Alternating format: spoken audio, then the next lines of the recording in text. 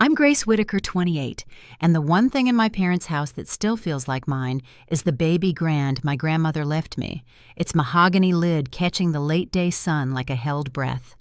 The brick walkway to their colonial in the Boston suburbs is familiar under my heels, but something in the air has shifted something I can't name yet. From the porch, I can already hear my sister warming up a bright voice that fills rooms and leaves little space for conversation.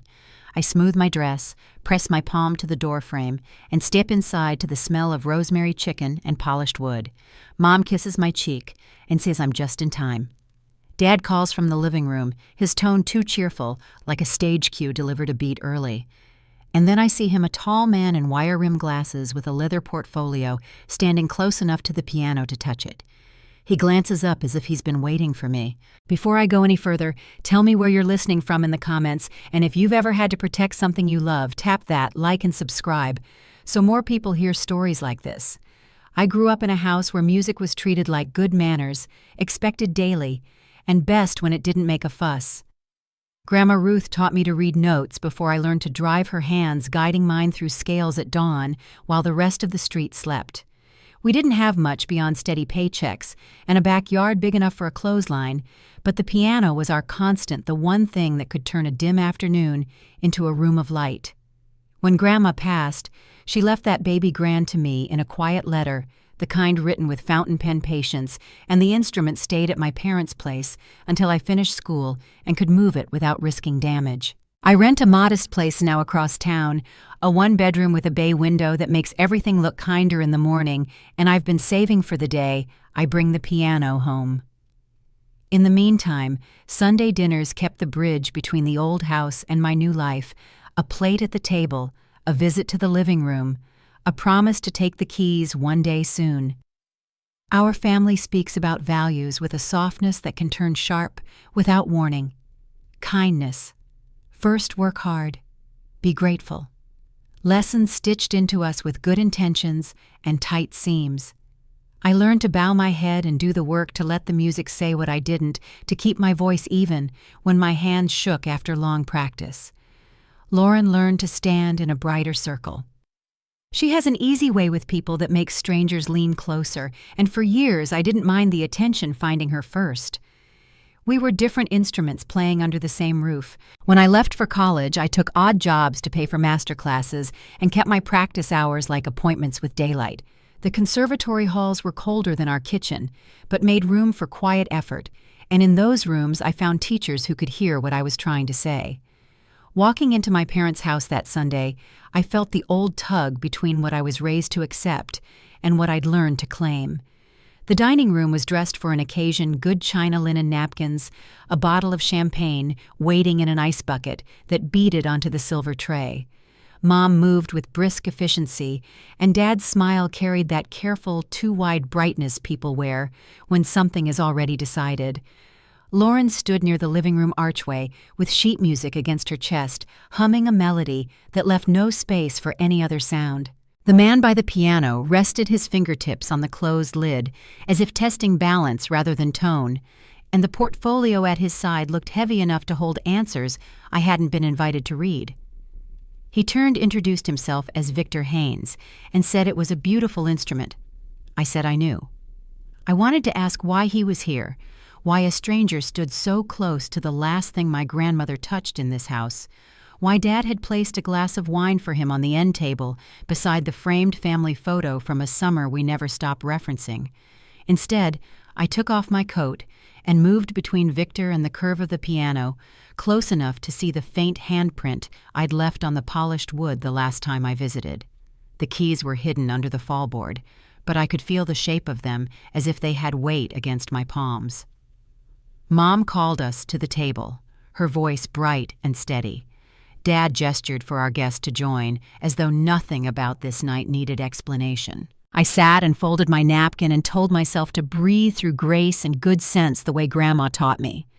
The man with the portfolio smiled as if we were all in agreement. Out in the hallway, the grandfather clock struck the hour, and the sound felt like a measure starting without a conductor's cue. I looked from my parents to the stranger and back again, and the room grew very quiet, as if it were waiting for someone to name what came next. The dining room shimmered with silverware and candlelight, the kind of setup my mother reserved for Christmas or anniversaries.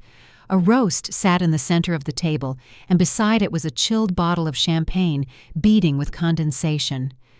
Victor Haynes joined us, as if it were perfectly natural for a stranger to sit between my father and sister. My stomach tightened, but I smiled, unfolding my napkin, the way I'd been taught to when company came. Dad carved the roast with slow precision, pausing before he spoke. "We have an announcement," he said, his tone measured, the kind that usually meant he'd already decided something. Across the table, Victor looked down at his plate, suddenly very interested in the food he hadn't touched. Lauren leaned forward, her eyes bright.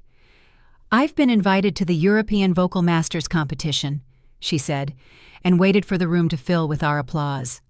Mom clasped her hands together, glowing with pride. "It's a once-in-a-lifetime opportunity," she added, her eyes flicking toward Dad. "That's wonderful," I said, meaning it. Lauren had dreamed about singing abroad since she was 16. "Congratulations," she beamed, soaking in the attention. Then Mom cleared her throat. "Of course," she continued, "opportunities like this require significant funding. Travel coaching, the competition itself, these things aren't cheap." Dad nodded, placing the carving knife down with finality. "Which brings us to our decision," he said. And the way he said our made it sound unanimous, though. No one had asked me to vote. "We've decided to sell your grandmother's piano to cover the expenses." The sound around me dulled like water closing over my head. I gripped the edge of the table. "My piano," I asked, my voice quieter than I expected. Mom didn't meet my eyes. "It's just sitting there, Grace. You hardly play anymore."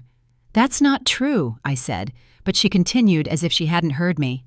"Lauren's talent is her future. This would help her get there." Dad raised his glass. "To Lauren's success." Lauren followed, clinking her glass against theirs, and for a second the three of them looked like a portrait I wasn't part of. I stared down at my plate, my hands shaking slightly. That piano was the last gift my grandmother ever gave me, the one she said would keep her voice close, even after she was gone. I could almost see her sitting beside me, nodding when I hit the right note. When the toast ended, I pushed my chair back and stood. "Excuse me," I said. My mother frowned. "Grace, don't make this difficult." But I was already leaving the room, the sound of their celebration fading behind me. The living room was quiet, except for the faint hum of the refrigerator. I crossed to the piano and traced my fingers along its polished edge, remembering how the keys used to feel under my hands after hours of practice. Victor's appraisal papers rested on the side table, the ink still fresh. $15,800, the page read. It didn't even come close to what it was worth to me or to anyone who knew what this instrument meant. I stood there for a long time, breathing in the scent of old wood and lemon polish, until the sound of laughter from the dining room broke through. That night I couldn't sleep. Every word from dinner replayed in my head. Dad's calm authority, Mom's rehearsed practicality, Lauren's triumphant tone. I turned over and stared at the ceiling, but the thought wouldn't let go. They'd planned this. Victor hadn't just shown up by coincidence. The piano had been measured, valued, discussed probably weeks ago. They just needed my compliance to make it official. At 3 a.m, I got up. The house was still the air heavy. I slipped into the hallway and followed the faint blue light from Dad's study.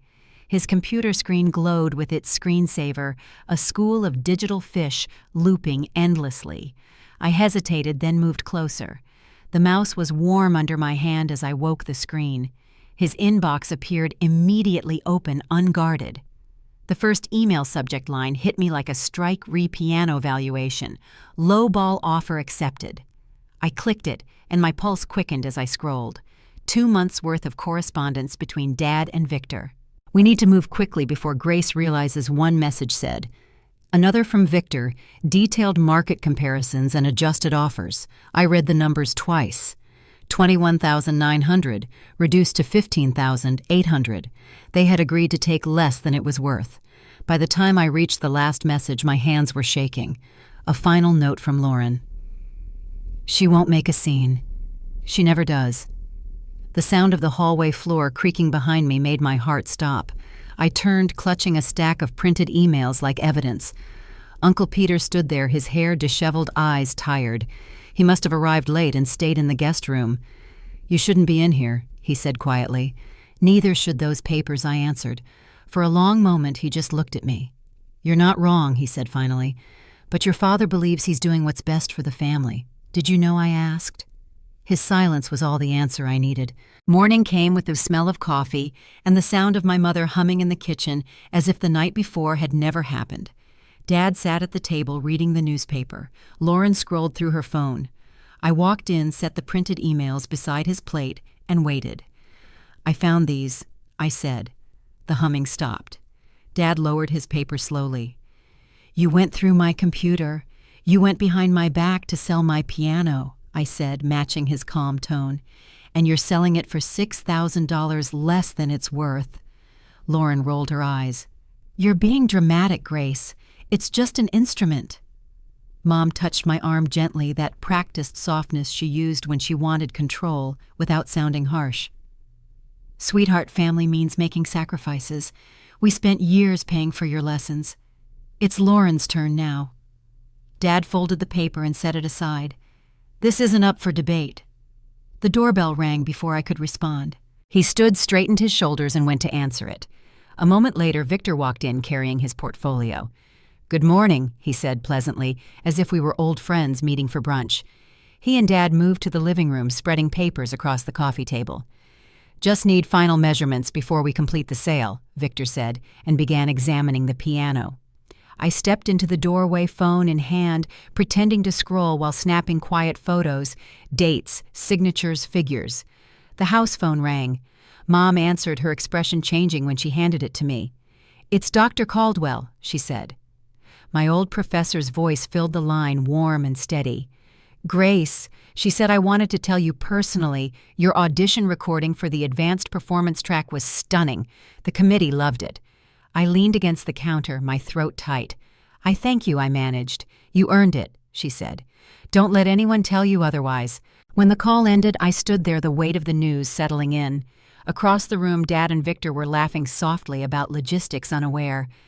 I slipped my phone into my pocket and exhaled slowly. Something inside me shifted, a small, steady change, like a string tightening to perfect pitch. Later that morning, I walked outside for air and ran into Mr. Benton watering his roses across the street. He looked up and studied my face. "Trouble at home?" he asked. I told him what was happening, the whole thing spilling out before I could stop it. He nodded, thinking it over. "First, get a proper appraisal," he said. "Second, find proof of who owns it. Third, make sure it's secure." His voice carried the calm of someone who'd handled expensive instruments before. Then he smiled faintly. "And Grace, don't mistake quiet for weak. The right note played at the right time can move mountains." As I crossed back toward the house, Uncle Peter caught up with me on the sidewalk. He looked around, then pressed something small into my hand, a safe deposit key. "Your grandmother was very specific in her will," he said. "Box 247, First National. I think you'll find what you need there." I stared at the key resting in my palm, the sunlight catching its worn edges. For the first time since dinner, I felt something I hadn't felt all night. Hope, steady and deliberate. I looked back at the house where my family sat planning my silence and closed my hand around the key. They believed they knew me, that I'd stay quiet and accept whatever they decided. But they were wrong. By the time I reached my apartment that evening, the envelope key from Uncle Peter felt heavier in my pocket than its size should allow. I set it on the counter beside my coffee mug, its silver surface catching the kitchen light. Every conversation from the past 2 days replayed in fragments. My mother's calm insistence, my father's authority, Lauren's certainty that I'd stay silent. The apartment was quiet except for the soft hum of the refrigerator, a kind of peace that felt foreign after the chaos of that house. I brewed a pot of tea I never drank and sat staring at the key, wondering what exactly my grandmother had left locked away that might still defend her piano. The next morning, I took an early train downtown to the First National Bank. The safe deposit room smelled faintly of metal and paper, like history stored in neat rows. When the clerk slid open box 247, there was only a single envelope inside, yellowed at the edges, addressed in my grandmother's careful cursive. I opened it slowly. Inside was a typed letter notarized and signed, stating clearly that the Steinway baby grand had been gifted to me upon her passing to be maintained as both instrument and inheritance. My name appeared twice in her handwriting. Beneath that was a carbon copy of the piano's purchase receipt from 1968 and a small Polaroid of Grandma Ruth sitting at the bench, her hand guiding mine across the keys. I folded the papers back into the envelope and pressed my thumb against the ink of her signature as if to anchor the moment. Everything they were doing, every plan, every lie was built on the belief that I had no proof. Now I did. At home, I scanned the documents, saved digital copies, and called Megan. I found something I told her. She listened carefully as I explained the letter. "That's all we need to establish ownership," she said. "Get it insured immediately and document the condition. Don't let it out of your sight." By Thursday morning, I was back at my parents' house under the pretense of an early visit. Mom seemed surprised to see me but didn't question it. The living room was exactly as I'd left it, bright, tidy, and too still. My grandmother's piano sat by the bay window, silent but luminous in the morning light. I ran my hand along the curve of its lid, and a calm certainty filled me. This wasn't just an instrument. It was a promise. Later that day, I called Dr. Caldwell for a recommendation, and by noon, a certified piano appraiser named Robert Leland arrived with a clipboard and a gentle manner. "Beautiful piece," he said, setting down his measuring tape. "It's been well cared for." He spent nearly an hour documenting every detail before handing me the report. The appraisal came back at the same value Victor had quoted my father, $15,800, but this one carried my name as the client. I thanked him and slid the papers into a folder marked with the date. From there, I drove to Hartford Insurance. The clerk raised her eyebrows when I requested a policy for a single instrument, but once she saw the documentation, she nodded. "We'll have this processed today," she said, tapping the screen. "Would you like it insured under personal or professional use?" "Personal," I said. "For now." That evening, I met Megan at a coffee shop near campus. She was buried in case notes, but closed her laptop when she saw my face. "You look like someone who finally has leverage," she said, half smiling. I showed her the documents, the appraisal, the insurance certificate, the letter from Grandma Ruth. "They can't sell it," she confirmed, scrolling through the scans. "Not legally, but you'll still need to be prepared for pushback." We sat in silence for a moment, the sound of milk steaming and mugs clinking around us. "They think I'll give up," I said quietly. Megan looked at me over her cup. "Then it's time they met the version of you who doesn't." The following days blurred into cautious preparation. I organized every file, labeled each envelope, and photographed the piano from every angle. Dr. Caldwell wrote a statement affirming my study history and the instrument's connection to my professional training. Mr. Benton introduced me to a restoration expert who confirmed its authenticity and condition. Each document felt like a brick in a foundation I was rebuilding, one my family had tried to undermine without realizing it. When Saturday came, a cream-colored envelope arrived in my mailbox. The return address was my parents'. Inside was an invitation printed on heavy cardstock, a celebration dinner for Lauren Whitaker's European journey. Gold script embossed edges, RSVP requested. The date was set for Monday evening. I held it for a long time before setting it on the table beside the key. Monday evening I arrived just after sunset. Through the window I could see my mother rearranging silver platters, her movements brisk and efficient. When she opened the door, her smile was tight. "I'm glad you came," she said, stepping aside. The living room was half empty. The antique sheet music cabinet stood open, its drawers bare. Cardboard boxes labeled storage lined the wall. "What are you doing?" I asked. "Making room," she answered, folding a stack of hymnals. "Lauren's materials will go here. The cabinet will be perfect for her awards when she returns." She turned back to her task, and I saw my grandmother's handwritten notes on Chopin's nocturnes already sealed in a box. "Those are mine," I said, reaching for it. She caught my wrist gently but firmly. "Grace, don't start this again. The movers are coming Friday." The word hit like a cold wind. "Friday," I repeated. "That's 4 days away." She nodded without looking at me. "We just want this to be settled before Lauren leaves." From the corner I heard my sister humming her voice, blending with the faint notes of a melody she barely remembered. A coffee cup sat on the piano's lid, leaving a wet ring on the mahogany.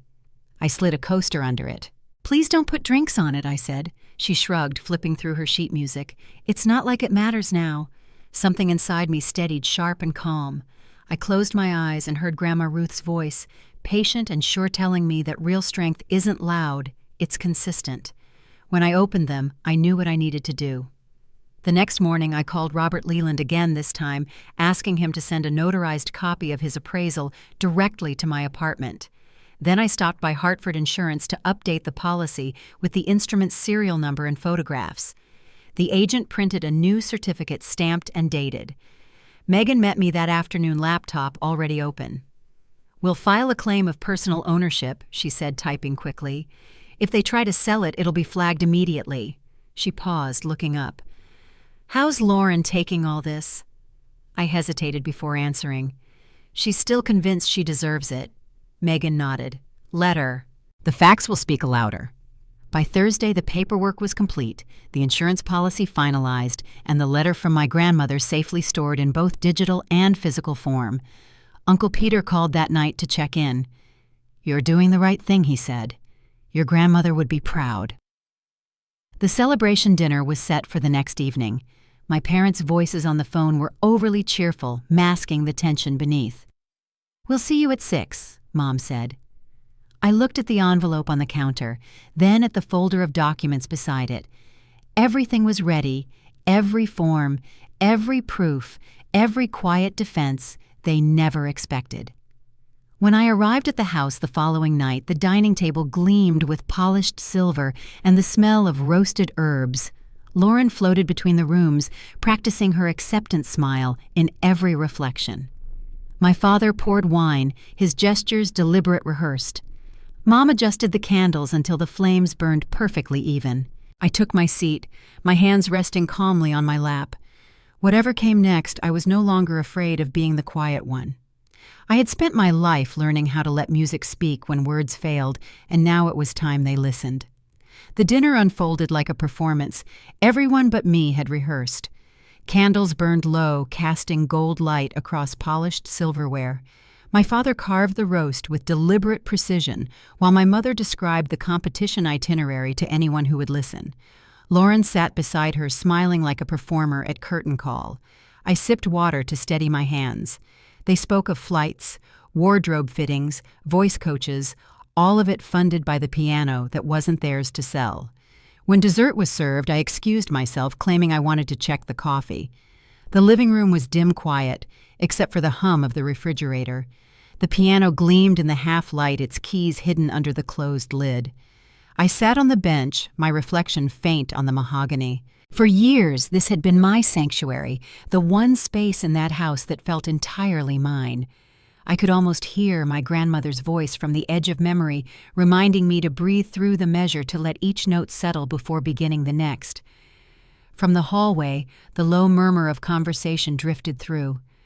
My father's tone grew sharp, my mother's hushed and careful. They were probably debating how quickly they could finalize the sale. I rested my hands on the keys without pressing them, feeling their cool smoothness under my fingertips. Each one carried the weight of practice, years of early mornings and long nights. The silence between the notes felt louder than sound. I lifted the fallboard and began to play. At first, just a simple arpeggio, quiet enough not to draw attention. Then the melody came, a piece my grandmother taught me when I was 12, when she used to call a song of resolve. The rhythm steadied my breath. The notes built strength until the sound filled the house, breaking the polite stillness that had ruled every room. I didn't plan to play the entire piece, but once it began, I couldn't stop. Halfway through, the lights flicked on. My parents stood in the doorway, surprise written across their faces. Lauren was behind them, her expression unreadable. I kept playing. My fingers moved faster, the tempo rising, the chords heavier, sharper. When the final measure ended, the echo hung in the air like something alive. My mother was the first to speak. "I didn't realize you could play like that," she said softly. I closed the lid gently, the wood settling into silence. "You never listened," I said. My father cleared his throat, searching for control. "Grace, perhaps we should talk about this sensibly. There's nothing to discuss. I replied. "The piano isn't for sale." Their eyes followed me as I stood and left the room. Upstairs, I could hear them arguing in low voices, but the words didn't reach me. For the first time in years, I felt something steady inside me, a calm that wasn't submission, but certainty. The next morning, I woke early to sunlight streaming through the curtains. The air in the house was heavy with quiet. Downstairs, I heard my mother on the phone, her voice low and urgent. "He's coming back Friday," she said. "We'll finalize then." I dressed quickly and went to the kitchen where she stopped mid-sentence when she saw me. "Good morning," I said, reaching for the kettle. She forced a smile. "Morning, dear. Did you sleep well?" "Fine," I answered. "Who was that on the phone?" "Just your father's colleague," she said too quickly. The lie lingered in the air. Later, my father appeared in the doorway with his cell phone in hand. "If this isn't resolved by Sunday, we'll donate the piano to the church," he said, as if that ended the conversation. "You'd rather give it away than let me keep it?" I asked. "At least it would serve a purpose," he said flatly. I met his eyes. "That's not your decision to make." He seemed caught off guard by my calmness. "You don't understand what's at stake," he said. "This is about family." I poured my coffee and took a slow sip. Then the family should remember what belongs to it and what doesn't. Lauren entered dressed in a floral skirt that brushed the floor. "Grace, please," she said, voice trembling at the edges. This competition could change everything for me. "Have you even practiced your pieces?" I asked. She blinked. "Of course I have." "Then play something," I said. The silence that followed was answer enough. Her eyes hardened. "You always make me out to be the selfish one," she said. "You have no idea how hard I've worked for this." I gathered the folded documents from my bag. "And you have no idea what Grandma left me." That night I stayed in the guest room, my folder of paperwork resting on the nightstand beside me. Through the vent I could hear their voices downstairs, my mother's anxious, my father's clipped and defensive. "It's not about the money," she said. "It's about Lauren's chance." "It's always about Lauren," he snapped. Their argument drifted into silence. I turned off the lamp and lay staring at the ceiling, the faint outline of the chandelier reflected above me. They were unraveling, though none of them seemed to realize it yet. The next day I returned to my apartment. Sunlight pooled across the wooden floor, and for the first time in weeks I felt at ease. I opened my laptop and drafted an email to Dr. Caldwell, thanking her again for her encouragement. Her reply came within the hour. "If you ever need a reference or legal statement regarding your training and use of the instrument, I'm happy to provide it." I printed her message and added it to the growing folder. Uncle Peter stopped by that evening holding a brown envelope. "Found this in some old files," he said, handing it to me. Inside was a letter from Grandma Ruth written in her familiar looping hand. To my granddaughter Grace it began. "This piano is yours alone. You have the patience and devotion to honor it. Never let anyone take it from you." I read it twice before tucking it into the folder with the others. "You think they'll back down?" I asked. Uncle Peter shook his head. "They'll double down first. Then they'll have to face what they've done." Friday came too soon. I drove back to the house mid-morning, the air thick with humidity. My parents were already in the living room, Mr. Haynes seated across from them. His portfolio looked thicker this time. 12.8, he said, sliding a paper across the table. "Final offer." My father frowned. "We agreed on 15.8. Market shifted. Haynes replied with a shrug. "You'll still come out ahead." I stood by the window, pretending to read a notebook, my folder hidden beneath it. Every word between them sounded hollow, transactional. My mother paced, wringing her hands, while my father argued about terms. None of them noticed me quietly photographing the new contract spread out on the table. When they paused to regroup, my mother turned to me with forced warmth. "Your professor called earlier," she said. "She's concerned about your attitude." I looked up. "Is that what she said?" "She understands what this means for Lauren," Mom replied. "I knew Dr. Caldwell would never say that." My father pocketed his phone. "Enough of this," he said. "The church has already agreed to store the piano if the sale doesn't go through. You're planning to remove it Sunday," I said. He hesitated. "How do you know that?" "Because I listen," I said. The air shifted heavy with unease. My mother began gathering dishes from the table, her motions sharp and quick. My father rubbed his temples, muttering about ungratefulness. Upstairs, I packed my overnight bag slowly, the folder resting on top. Through the window, I could see Uncle Peter's car pulling into the driveway. Relief spread through me like steady breath. He walked in carrying a casserole dish, greeting everyone as if it were any other visit. When he caught my eye, he gave a small, knowing nod. That evening, after the house settled into uneasy quiet, I sat at the piano again. The moonlight fell across the keys, and I began to play Chopin's revolutionary etude, the same piece Grandma once called the language of defiance. The notes rushed forward strong and unrelenting, filling every corner of the house. Footsteps gathered in the hallway, but I didn't stop. Each chord was a declaration, each pause deliberate.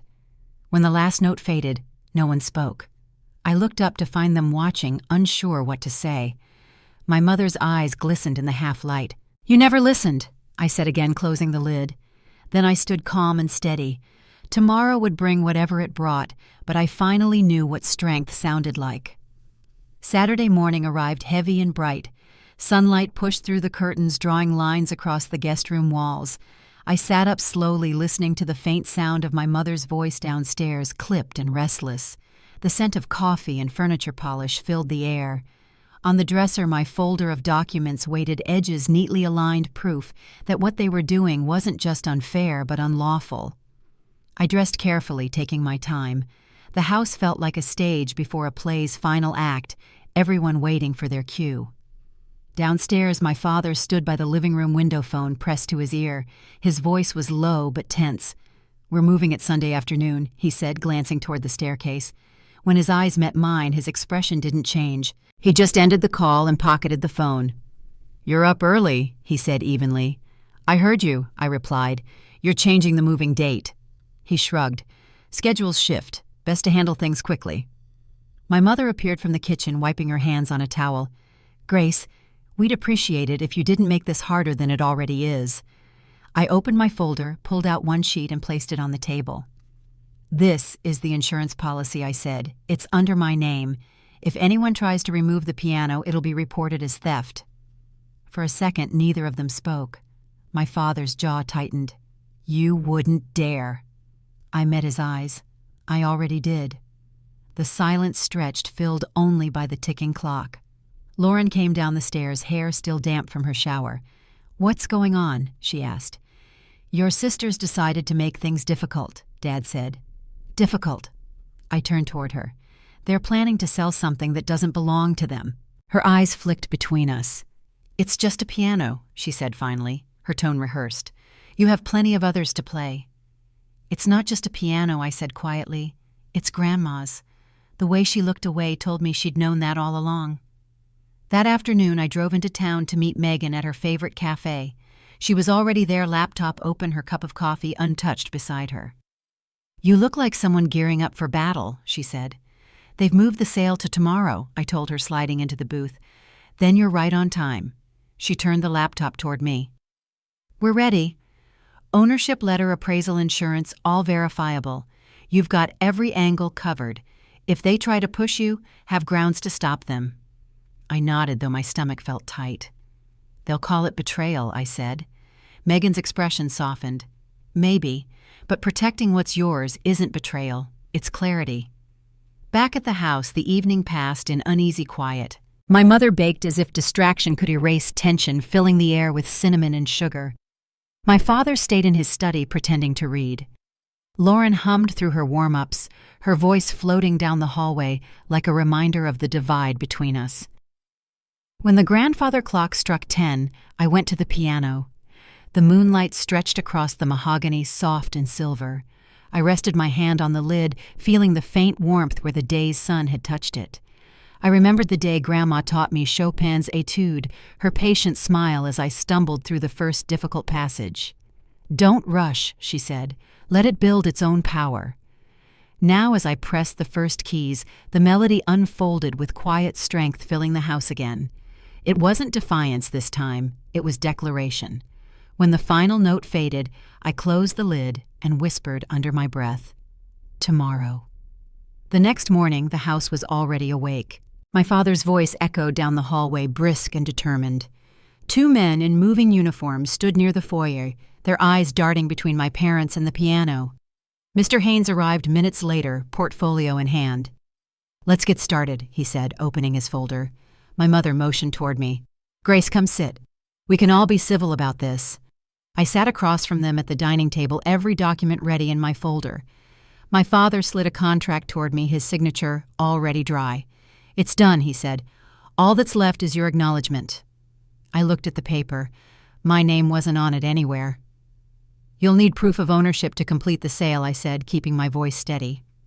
Mr. Haynes cleared his throat. "Standard procedure, of course. We'll need the appropriate verification."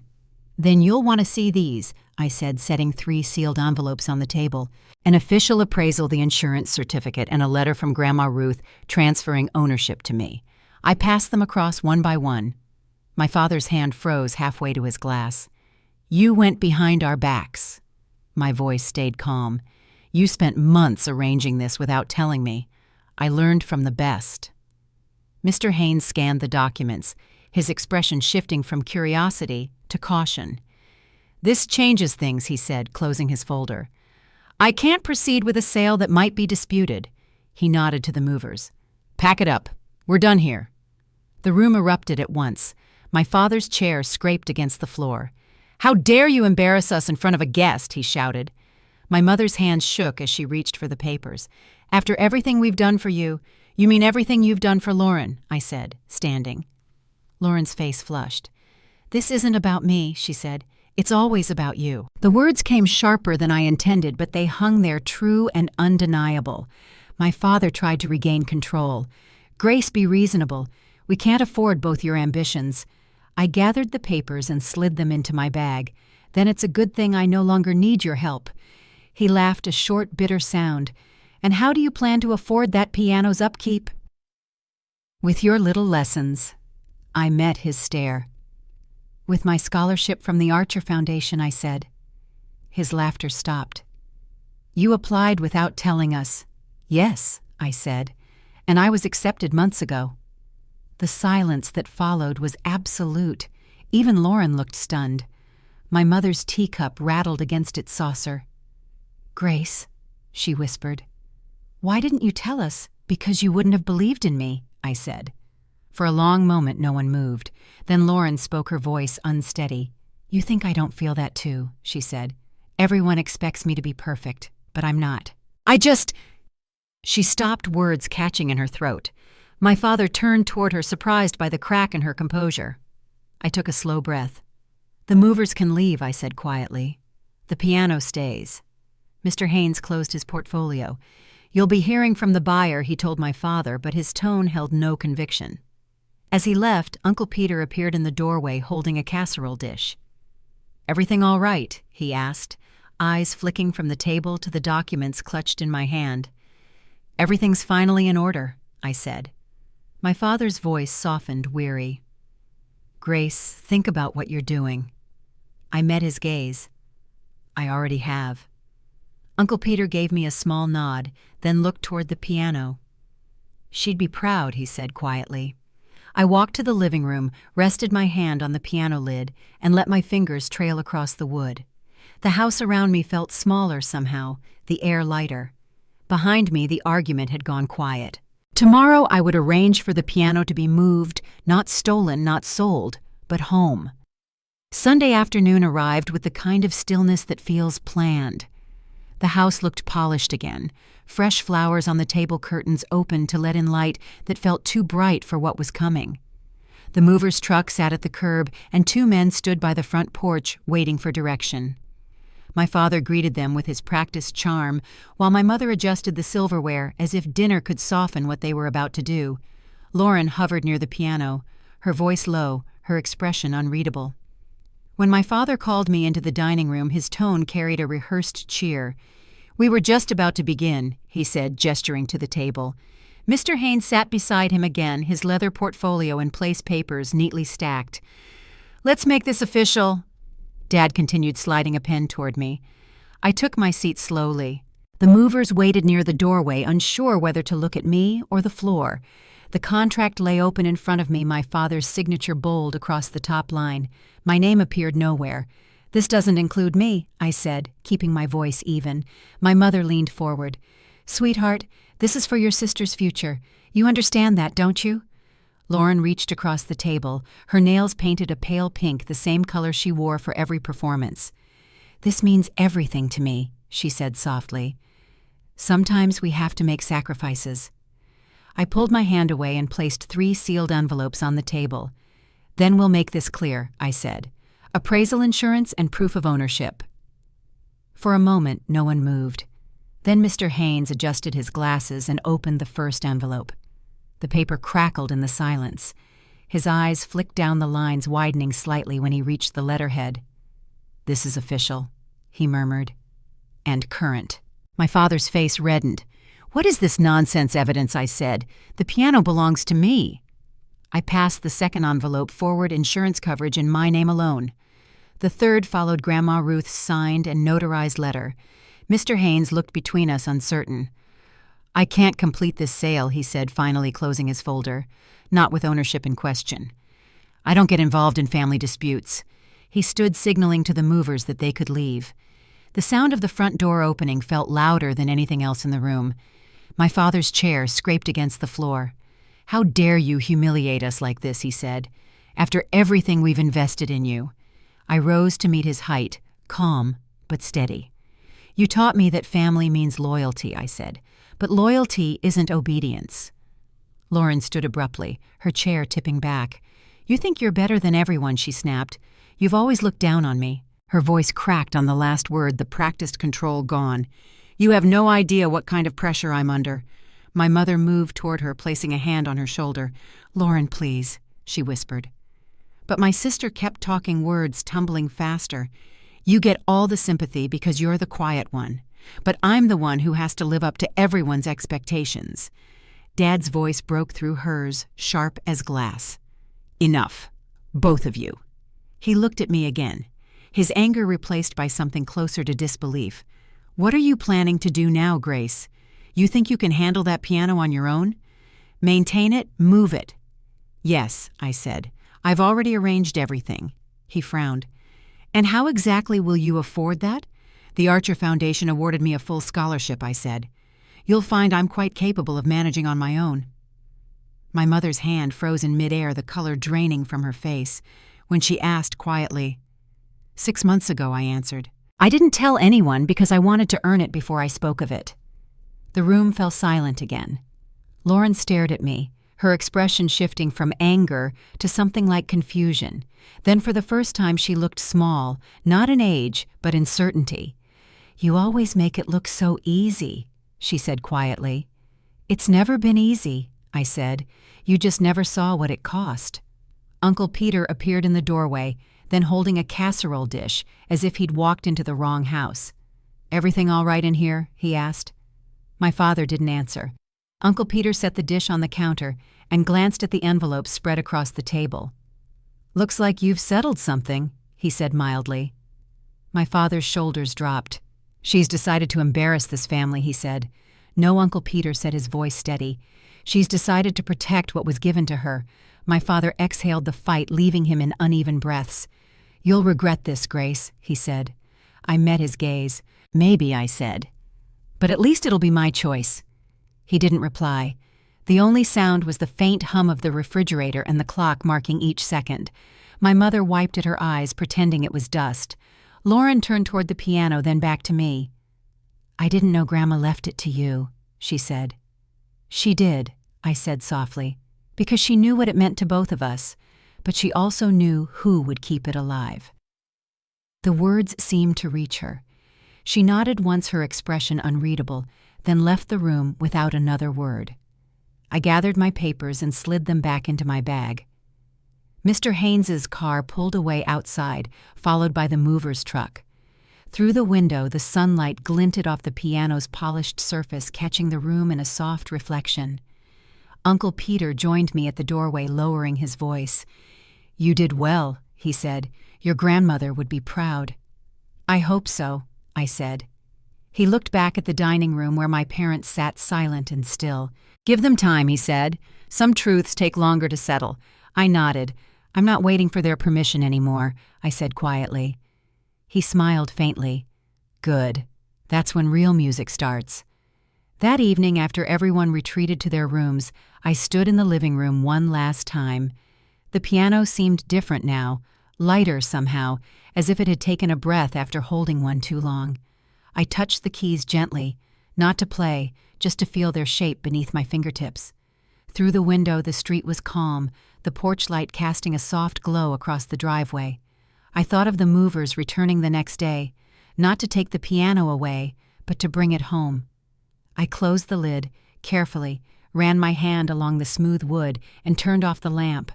Tomorrow the house would look emptier, and that was all right. Some spaces are meant to stay quiet once the music has found where it truly belongs. The morning the movers arrived to take the piano to my apartment, the house felt different. It was quiet, but not in the way it used to be. The air carried that hollow stillness that lingers after a storm. My father stood near the doorway, hands shoved in his pockets, watching as the men began to prepare the piano for transport. My mother hovered close to him, silent, her expression unreadable. Lauren wasn't there. Uncle Peter arrived just as the first dolly rolled in, holding 2 cups of coffee. "Brought the good stuff," he said, offering one to me. I took it, nodding my thanks. The men worked carefully, wrapping the piano in quilted pads, securing the corners, tying straps with practiced ease. It should have been nerve-wracking to watch, but instead it felt like closure. Each click of the ratchet strap sounded final, measured, necessary. My father cleared his throat. "So you're really doing this," he said. I met his eyes. "Yes." He looked down at his shoes for a long moment, then said quietly, "It's not easy to admit when you've been wrong." His voice was rough, unsure. My mother's hand brushed his arm, but she said nothing. The movers lifted the bench, wrapped it, and carried it out the door. For a heartbeat, I thought he might try to stop them, but he didn't.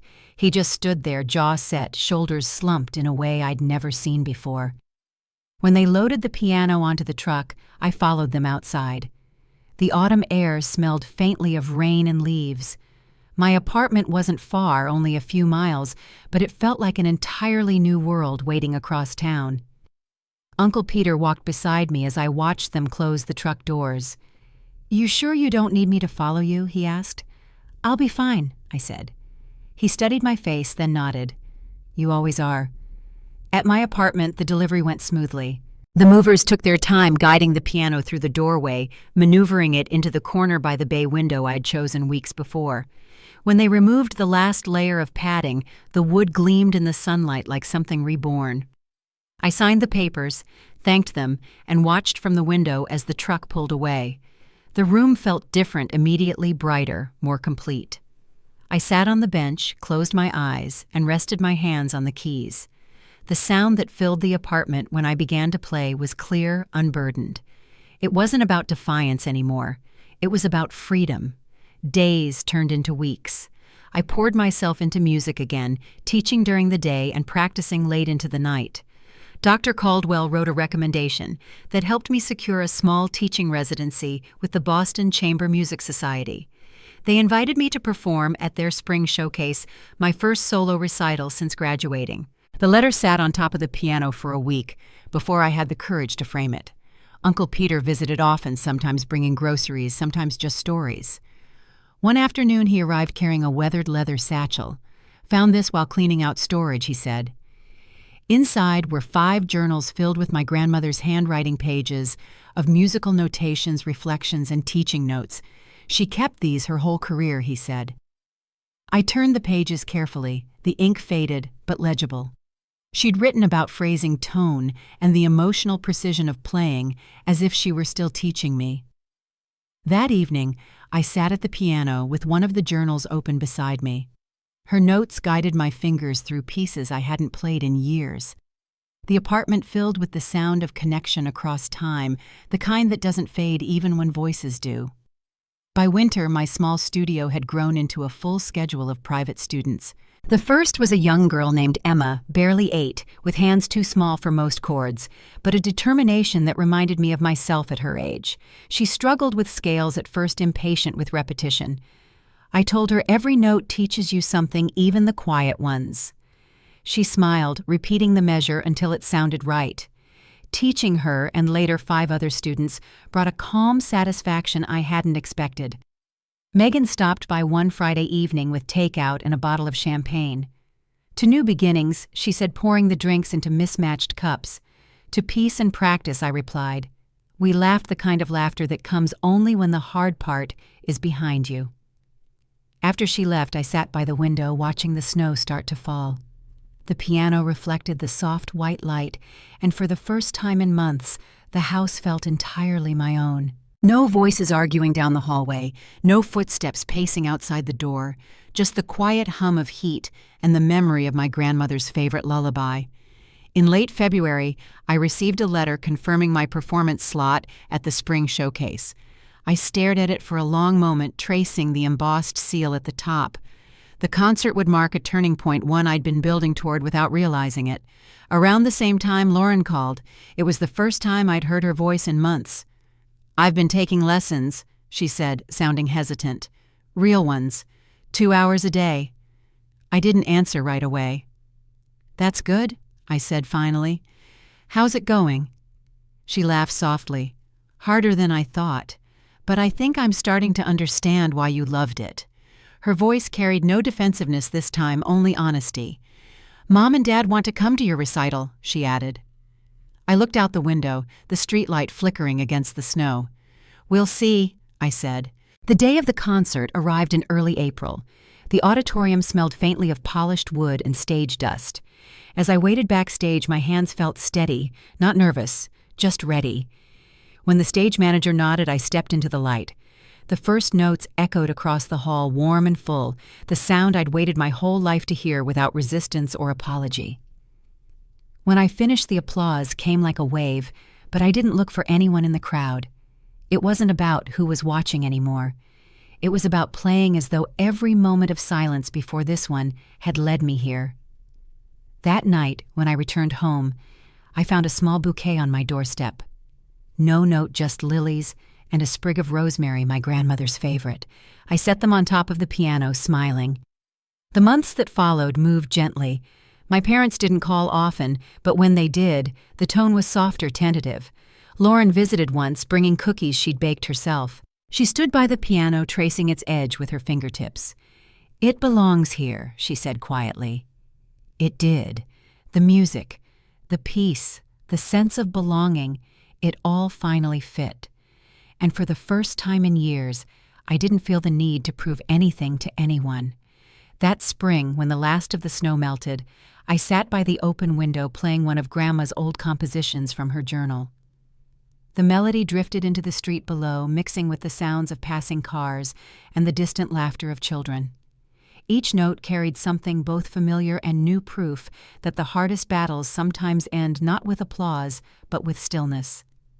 The sunlight shifted across the floor, catching the edge of the polished wood, and the apartment glowed like a small concert hall of its own. For a long moment, I just listened to the quiet, to the echo of everything that had brought me here, to the life I was finally allowed to build, note by note. And though the story between my family and me wasn't finished, I knew the next part would sound different, like harmony beginning to return after a long, aching rest. 6 months passed before my family came to visit. Spring sunlight poured through the bay window, catching the polished surface of the piano, now fully at home in my apartment. The air smelled faintly of lemon oil and fresh lilies, the same kind my grandmother used to place on her piano every Sunday. When the doorbell rang, I took a steady breath and opened the door to find all 3 of them standing there, looking uncertain but willing. My mother carried a plate of cookies wrapped in foil, her gesture small but sincere. My father's tie was slightly crooked, which somehow made him look more human. Lauren stood a step behind them, holding a folder of sheet music against her chest. "We thought we could stop by," Mom said softly. "If that's all right." I stepped aside and nodded. Of course. Inside, the apartment felt smaller with all of them there, yet warmer too. They noticed the changes, the framed certificate on the wall, the shelf of music journals, the vase of flowers near the window. My father studied the piano for a long moment before saying, "It looks good here." His tone held no bitterness, just quiet acceptance. We sat down for dinner around my small kitchen table. Conversation came slowly at first, polite and careful. Then Lauren began talking about her lessons, how she'd started working with a vocal coach who challenged her discipline. "It's harder than I thought," she admitted, smiling a little. "But it feels right now." I told her I was proud of her, and for the first time in years, she didn't look away. After dinner, my mother walked to the piano and ran her fingertips along the lid. "Your grandmother would have loved seeing this," she said. I nodded. "She taught me how to make music without speaking," I said quietly. "It's how I learned to forgive before I could say the words." My father met my eyes then. "You had every right to fight for it," he said. "I see that now." There was no grand apology, no emotional outburst, just honesty. That was enough. Lauren asked if she could sing, while I played something we hadn't done since we were teenagers. She handed me the sheet music, a simple piece she'd been practicing, and took her place beside the piano. When she began to sing, her voice was different this time, steady, grounded, free of the strain that used to shadow it. I followed her lead on the keys, letting the sound find its balance between us. For the first time, we weren't competing for space. We were sharing it. My parents sat close together on the couch, watching quietly, their faces softened by the kind of peace that comes when words finally give way to understanding. When the song ended, no one clapped. The silence that followed felt complete, like the last note of a long composition finally fading into stillness. Lauren laughed lightly and said, "That felt good." I smiled. It did. They left later that evening, each goodbye easier than the last. When the door closed behind them, I turned back to the piano.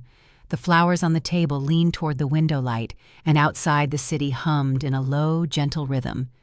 I sat on the bench, placed my hands on the keys, and began to play a piece I'd been composing in secret, a quiet melody about change, about learning to stay soft, even when life tries to harden you.